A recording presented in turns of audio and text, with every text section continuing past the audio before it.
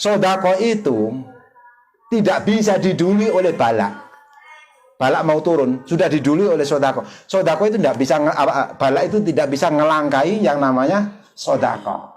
Kalau pengen dihambat, terjauhkan dari yang namanya balak, musibah dan sebagainya, bagaimana caranya? Dului dengan sodako.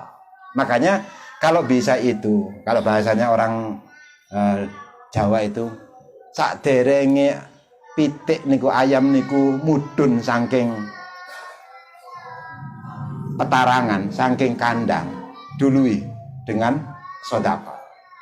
Ya. Kenapa? Karena ketika malam di atas jam 12, kenapa sih kita ini kok disuruh bangun malam? Karena ketika malam itu ribuan rahmat itu diturunkan oleh Allah. Kalau orang itu melek, bisa nadai, bisa menerima, nampani rahmat ini. Ada jaringnya, ada alat untuk menangkapnya. Tidak syukur-syukur ditangkap. Alatnya itu apa? Doa, wirid, sholat. Itu dalam rangka apa? Untuk menangkap rahmat yang diturunkan oleh Allah. Tapi di sisi yang lain, ketika di atas jam 12 malam sampai dengan subuh, Allah itu menurunkan ribuan balak. Maka kita dianjurkan untuk bangun. Kalau kita ini terbangun, ketika ada balak, kita ini bisa menghindar. Kita bisa menghindar dari balak. Itu ada medianya. Doa, wirid, sholat, tafakur, dan sebagainya. Ya. Masalahnya, kita ini bukan orang yang ahli melek malam. Ini masalahnya. Ya. Jadi ketika ada rahmat turun, kita tidak bisa nampani. Ketika ada balak yang turun, kita tidak bisa menghindar. Terus bagaimana? Pun, tidak usah kepanjangan. Betul usah kedodo. Ketika bangun tidur, ibaratnya HP ini penuh dengan virus. Karena sudah diserang oleh hacker-hacker. Bahasan sekarang. Diserang ribuan virus. Yang namanya HP ini, yang namanya laptop komputer itu, kalau ada virus itu harus di-scan. Ngerti di-scan, Pak? Dibersihkan, virusnya itu dibersihkan. Cara membersihkan itu bagaimana? Ini kan aja yang kalau ngomong nih bahasa orang kalau dur-dur nih khawatir loh. Khawatir mboten paham. Kula maksudnya.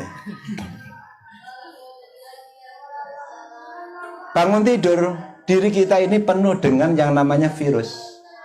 Dibersihkan. Cara membersihkan bagaimana? Dengan cara bersodako sepagi mungkin. Wah, berarti bangun tidur harus nyari fakir miskin, nyari anak yatim. Anak yatim kan enak rondo nih. Wah.